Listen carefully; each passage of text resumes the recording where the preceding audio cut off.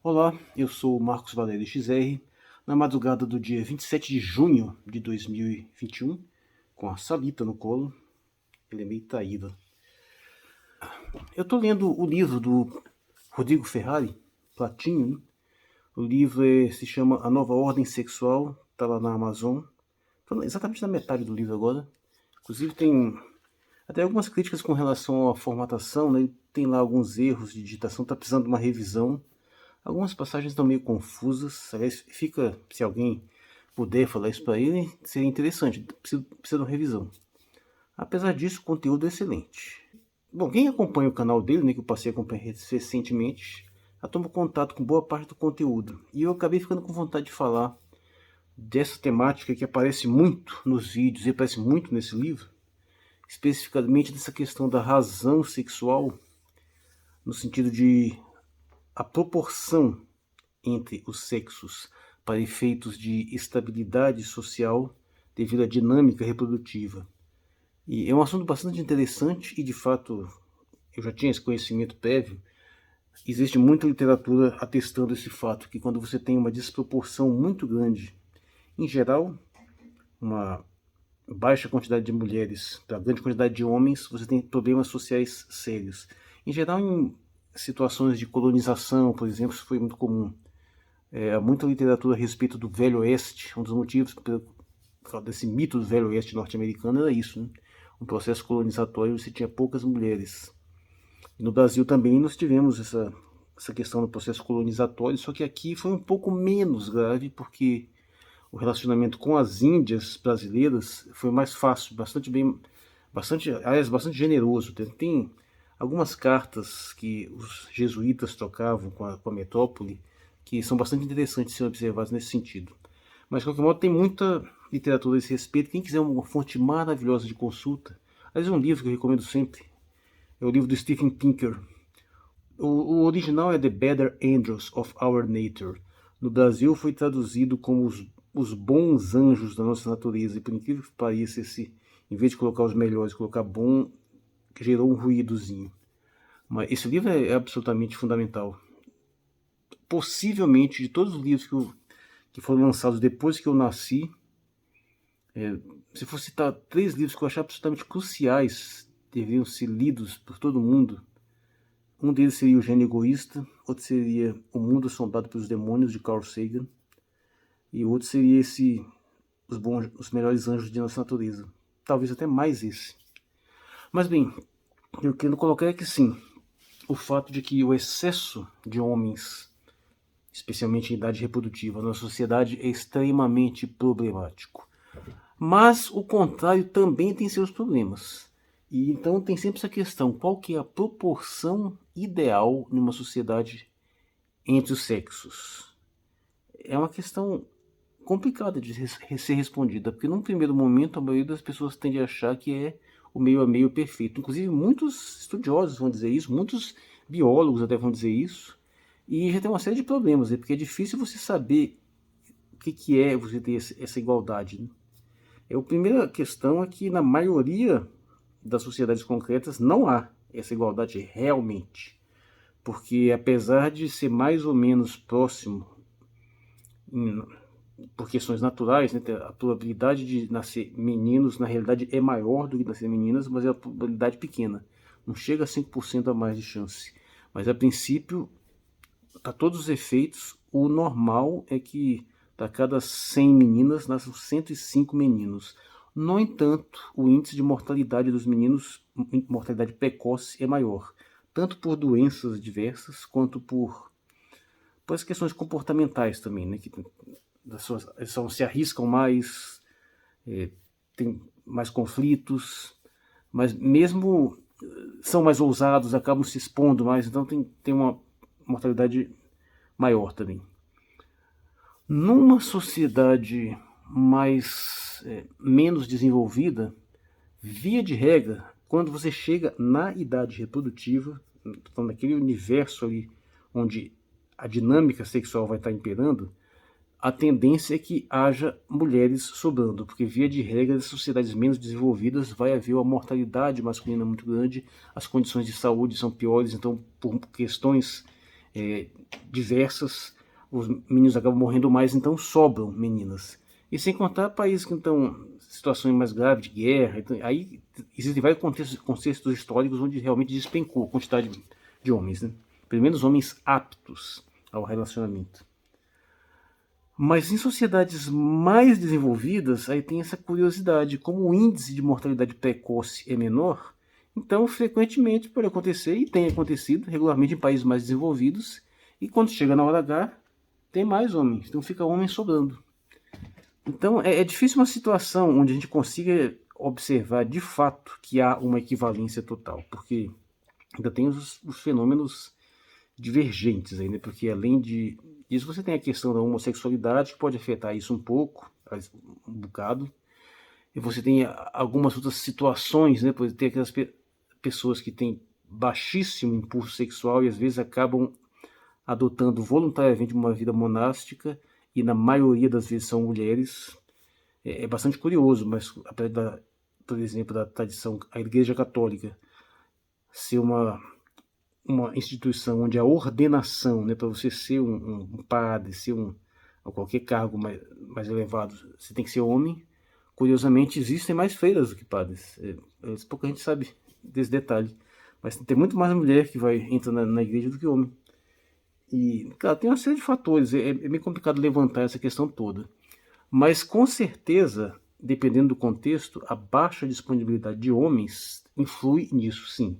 Porque, como as mulheres são tradicionalmente hipergâmicas, quando não é possível satisfazer o impulso hipergâmico, ela pode simplesmente abandonar o jogo. Naquele caso, é difícil uma situação onde... É difícil uma mulher que não aceitaria um relacionamento se fosse com aquele homem que ela considera ideal. O problema é que na maioria das vezes os caras não são acessíveis. Então, numa sociedade com falta de oportunidades para todas as mulheres, muitas mulheres podem optar pela vida monástica, que se você for pensar em termos simbólicos, é a hipergamia máxima, né? Porque de uma certa forma ela está se casando com Deus. Aquele relacionamento que está num nível tão elevado, é o super alfa, né? Porque não precisa nem mais da interação carnal, né? Simbolicamente é isso, se eu observar bem. Isso é literalmente dito. Então tem todas essas questões que geram interferência, né? Mas a questão que eu acho que todo mundo gostaria de saber é qual seria mesmo a proporção ideal. Realmente é meio a meio, é exato? A gente tende a achar que sim. Mas antes de chegar nessa discussão, vamos elaborar mais algumas coisas que, inclusive, é bastante interessante surgir lá no livro do Patinho. Essas evidências de que em universidades, onde, dependendo do curso, ou dependendo da universidade em si, tem um excesso de mulheres, e que chega em alguns casos, pelo menos nos Estados Unidos, onde pode chegar a quase que 70% do público é feminino, começa a haver escassez de homens, é onde as mulheres tendem a reclamar mais. Porque sim, se tem mulher sobrando, o pessoal os rapazes podem se dar o luxo de ser menos atenciosos, né? Ele tem mais opções de escolha, ele pode ser mais promíscuo. Então isso também pro lado feminino não é muito bom. A verdade é que, para a situação feminina em geral, o ideal é que haja uma competição, sim, entre os homens. É para isso que a natureza desenvolveu, né? Porque num certo grau, às vezes até de um pouco de excesso masculino também, quando está sobrando homem, vai haver um certo grau de competição, claro, e essa competição envolve você tratar as mulheres melhor, tratar com deferência, protegê-las. Isso tudo vai contar pontos no sentido de, pelo menos, de uma certa categoria de homens interessados em coisas mais sérias, né? Então, isso para as mulheres em geral é bom. Mas, e também é demonstrável uma série de estudos, que se essa diferença aumenta muito e passa a ter homem demais, a situação começa a inverter, porque aí a competitividade é muita, e aí passa a se tornar indireta, o índice de violência vai aumentando, chega um ponto que começa a sobrar para mulheres também. Então se torna muito perigoso. E é bastante interessante também a observação de que alguns órgãos de inteligência norte-americanos estão mapeando determinadas regiões do globo, prevendo a possibilidade de guerras ou de surgimento de células terroristas baseadas nessa questão da razão, assim, de proporcional, quando tem muito homem sobrando, né? E de fato, se você for pensar, é bastante intuitivo isso, né? Não só pela competição direta, ou seja, o modo como eles vão disputar entre si, mas também por aqueles que chegam naquela situação onde vê que não tem mais, já meio que abandonou o jogo, então se torna mais destrutivo ainda. Sendo sincero, isso é previsível. Na realidade, foi necessário 50 anos de lavagem cerebral feminista para as pessoas perderem a noção dessa obviedade. Mas, assim, esse é o destino que a natureza produziu para os seres masculinos, é obrigar eles a disputarem os fêmeas. Essa é a função existencial, biológica deles. É disputar a possibilidade de se reproduzir. Então, é bastante previsível que isso aconteça. Então, temos essa obviedade. Se tem homem demais, a tendência é a situação ir piorando, se torna mais violenta e fica mais fácil você, inclusive, angariar, montar exércitos, porque o nível de competitividade vai aumentando tanto que você se juntar em determinados grupos mais violentos é mais vantajoso. E no sentido contrário, quando começa a sobrar muito homem, também começa a ter alguns outros sobrar muita mulher também, começa a ter problemas pro lado feminino, que no geral são menos graves, né? Porque não envolvem, já não tende a não envolver tanta violência. Mas também são problemas que têm que ser observados, né? Você vai ter um certo índice de depressão maior, pode até aumentar o índice de suicídios, vai ter um certo desvio de força produtiva, também tem uma série de questões a ser pensadas aí. Mas a gente tem que tentar responder essa questão, né? Qual seria a proporção ideal? Algumas feministas, como Mary Daly e Sally Meir Gerhardt, já popularizaram aquela ideia de reduzir a população masculina para 10%, que teve um tempo atrás que teve uma moça aí que popularizou isso em alguns vídeos, deve fazer talvez uns 10 anos aí, e metendo muito pau nela. E eu acho até que, de uma certa forma, foram injustiçadas essas ideias todas. Quando você vai observar nesses autores, nenhuma delas estava propondo sair matando o homem. Geralmente era na ideia de fazer uma seleção, mas no sentido genético, de se fazer alterações genéticas na espécie humana, onde nascesse mais mulheres, né? Algumas chegaram a falar em abortos seletivos também. Mas, no geral, pelo menos essa última que popularizou esse vídeo, foi até muito benevolente. A ideia era, ao reduzir isso, acabava a descartabilidade masculina, né? Então, de uma certa forma, até parece um negócio bacana, pô. 10% de homens seria praticamente todo mundo teria um harém. Mas isso tem problemas. Eu não acredito que isso seria realmente vantajoso também, não. Isso teria outros problemas. Mas uma coisa é certa, eu também estou absolutamente certo que não é meio a meio. Isso é muito claro. A questão é saber quanto. Em primeiro lugar, o que é ser meio a meio? Isso é um problema sério.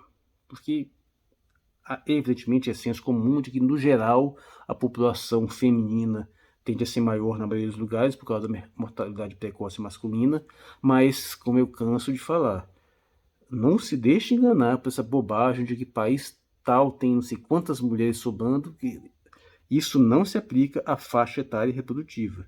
Quando dizem isso, pode entender, é tantas velhas sobrando, é tantas velhas para relação a velhos, porque é na terceira idade que se consolida essa diferença a nível significativo, a não ser, claro, contextos de pós-guerra devastador, né? Mas, então, não é meio a meio e nem é, em praticamente nenhum lugar vai ter mulher sobrando, assim, pelo menos na faixa reprodutiva que interessa. Por quê? Primeiro, porque a vida reprodutiva masculina é maior. Então, esse é o ponto crucial. Por exemplo, um homem que fica solteiro aos 50 anos, dificilmente ele não é quarta fora de baralho, pelo contrário. O cara tá 50 anos, eu tô com 50 anos agora, tô chegando a fazer 50 anos no fim do ano.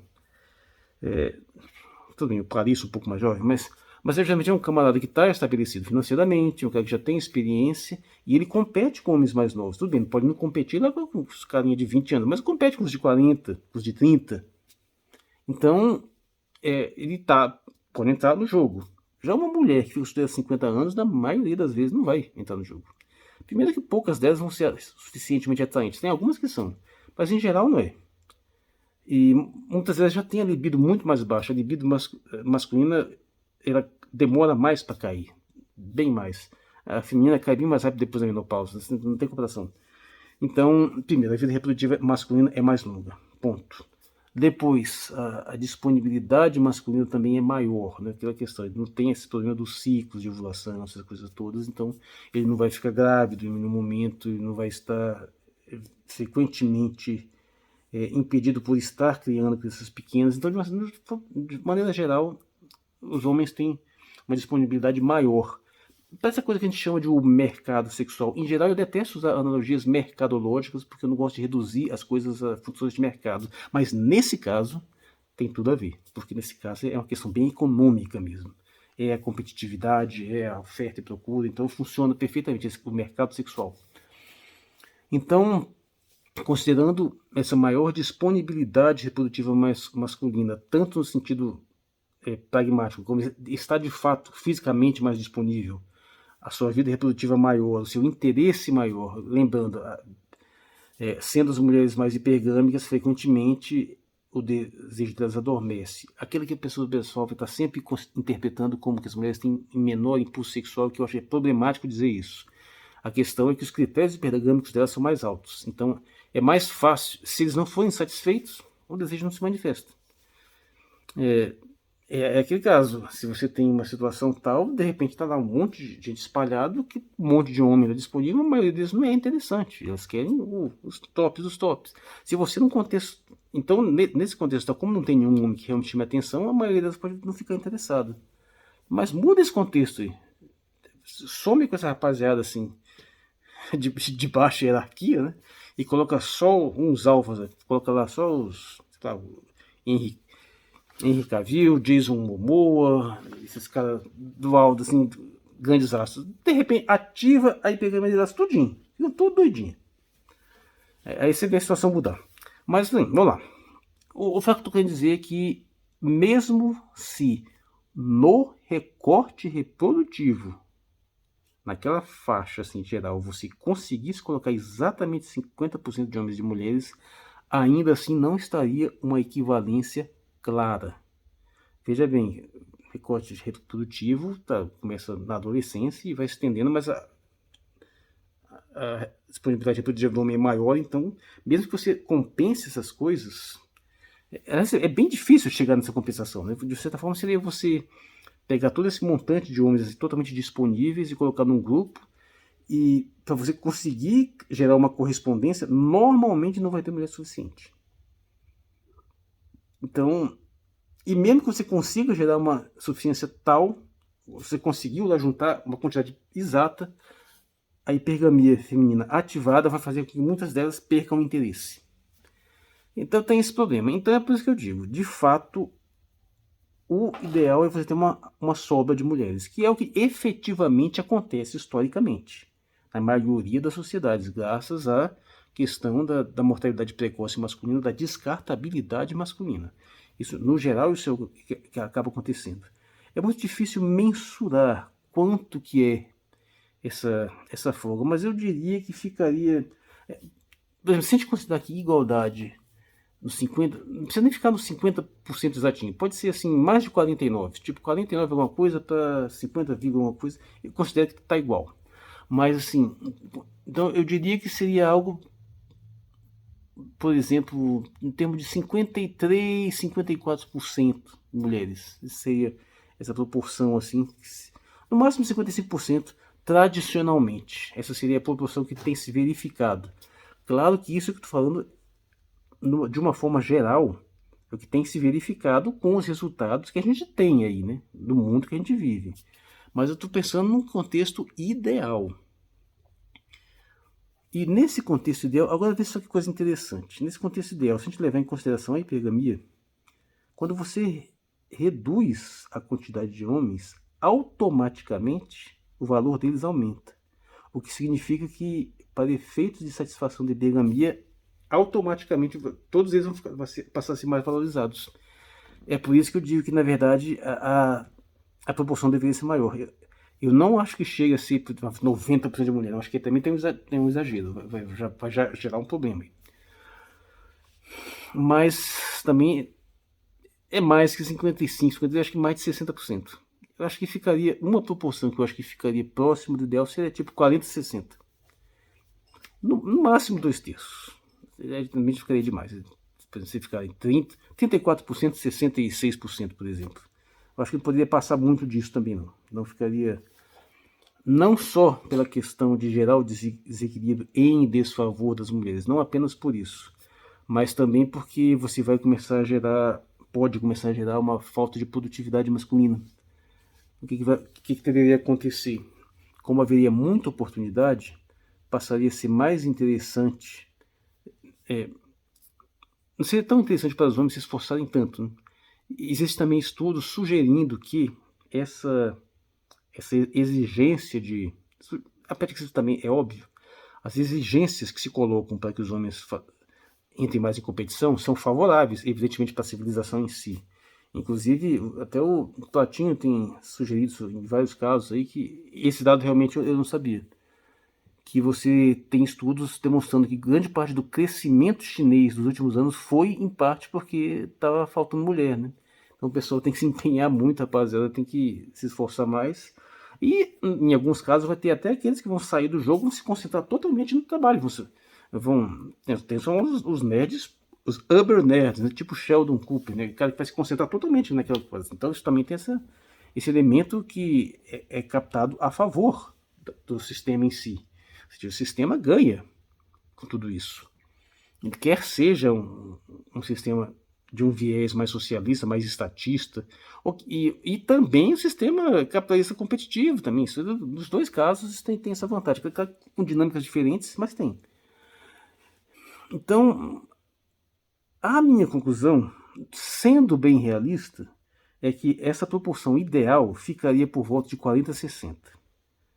Dificilmente muito abaixo disso. Eu não creio que chegasse, por exemplo, a 34/66, que seria 1/3, 2/3. Que aí teria o dobro de mulheres para homens. Esse dobro também já poderia ser um pouco problemático. Geraria outros problemas. Ocorre que isso é se você leva em consideração apenas um viés monogâmico, né? E que muita gente pode pensar também no viés poligâmico. Então, já que vai ter mulher sobrando, vamos adotar a poligamia. E, curiosamente, na verdade tem surgido essa discussão até entre feministas, né? Até entre progressistas aí dizendo que uma vez que liberou o casamento gay e liberar uma série de coisas aí, a próxima luta é pela poligamia, porque algumas feministas já disseram abertamente que a poligamia é vantajosa para as mulheres, e de fato é mesmo. É preferível 2 mulheres disputarem dividirem um homem rico do que cada uma ter um cara pobre. Só que isso aí, evidentemente, você vai aumentar o desequilíbrio. E vai ter cada vez mais homens sobrando. E vai gerar o mesmo problema. Para você evitar esse problema, você teria que ter essa diferença estrutural entre os sexos, que não teria como ser feita, a não ser por uma forma de engenharia genética que passasse a fazer com que a produção de espermatozoides com cromossomo Y fosse mais rigorosa. Então, em vez de gerar meio a meio, gerasse uma quantidade de X a mais, né? O que parece nem é muito difícil, na verdade é uma coisa até relativamente simples de fazer pelo menos no processo de reprodução assistida, ou sei lá, algum processo que alterasse o sistema do ovo, que existe aquela questão do ovo selecionar também um espermatozoide também.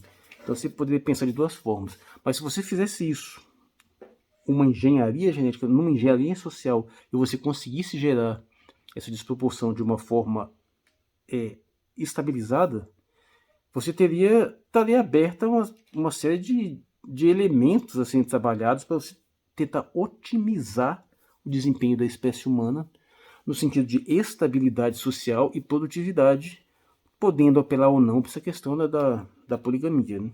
Então você teria uma série de abordagens. Isso aqui está perturbando aqui. Então você teria uma série de possibilidades de você abordar essa questão aí. E que eu também não pretendo fechar aqui, mas evidentemente eu sempre refleti sobre isso, sempre que às vezes até por uma questão assim fantasiosa, né? Qual homem que nunca sonhou com a sociedade com mulher sobrando? Mas assim, tentando levar isso a sério, para lembrar que as 4 damas do Apocalipse reflete sobre isso, afinal, nesse contexto da invasão de súcubos, você tem uma redução dramática da população masculina, né? Então acaba gerando essa situação só que aí, como é um contexto mais apocalíptico, então a situação é mais dramática, né? Porque as mulheres acabam tendo que assumir a segurança, tem que ir para o exército, as súcubas atacam em massa de vez em quando, assim, então é um sinal de guerra também, então aí gera problemas também. A maioria das mulheres acaba não gostando da situação que o mundo acaba se tornando. E acaba gerando outros problemas também que eu abordo no livro. Aliás, abordo logo no começo do livro isso. Mas assim, então são coisas que têm que ser refletidas, tem que ser pensadas. Tem o meu texto sobre ginotopia também, que eu vou linkar aqui, que teve até uma certa badalação esse texto. Mas eu até hoje devo um texto que fala do androtopia, sobre essa questão de uma utopia de um ponto de vista masculino, né? Ou para um ponto de vista masculino. Então são questões que ficam em abertas, mas a minha intuição básica é que, mantendo uma sociedade sem maiores alterações do comportamento humano, onde você teria sim essa possibilidade de fazer essa triagem, de fazer esse controle de geração, de fecundação, as devidas proporções, o mais provável, que o ideal seria, sem poligamia, algo próximo de 40 a 60. E aí você já preveria, claro, um certo aumento da homossexualidade feminina, seria espontâneo uma redução da homossexualidade masculina, porque grande parte da homossexualidade masculina ela é oportunista, né? Ele vê que o cara tem um impulso assim meio dividido, ele tem um certo interesse, certa bissexualidade, ou uma homossexualidade às vezes parcial, fraca, e mulher é muito complicado, o cara acaba indo para a comunidade homossexual, que é muito mais simples. Mas não havendo essa necessidade, a tendência seria reduzir significativamente. E até mesmo aqueles que têm um impulso homossexual mais forte, dado as vantagens oferecidas, ele poderia, sim, conseguir acabar sendo bissexual também. Só aqueles homossexuais muito extremos, né, aqueles que não suportam mulher, que são casos bem mais raros, que aí seria interessante, seriam eliminados, né, em termos genéticos também, mas esses casos são bem mais raros. Mas o fato é que diminuiria. A homossexualidade masculina com certeza diminuiria nesse caso.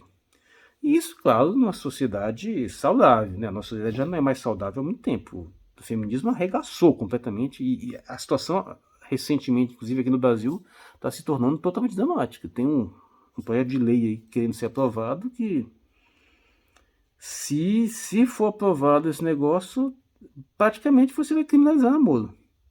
É um negócio completamente louco. Eu acho que vai ser aprovado sim, sinceramente, nesse contexto todo aí. Bolsonaro está aprovando toda a porcaria feminista que tiver. Se esse projeto for para a sanção presidencial, ele sanciona. É um projeto que basicamente diz que qualquer sofrimento que você causar a uma mulher, puramente psicológico, é criminalizável e sujeito das punições cabíveis pela Lei Maria da Penha. Ou seja, você quebrou o coração dela, partiu o coração dela, pronto, você vai pra cadeia. Esse é o nível da insanidade do negócio. Mas assim, isso pode dizer que, deixando de lado essas duas insanidades feministas hoje, essa sociedade que fizesse isso não poderia ter esses vieses loucos, essas psicopatias de gênero que estão arruinando tudo. Mas a ideia seria essa. Sem poligamia seria próximo disso. Claro, como poligamia você poderia alterar um pouco essas proporções também. Mas assim, chegar de 10 para 90 não. Isso aí com certeza não, isso aí é exagero. Sobraria mulher demais, as mulheres fariam o quê?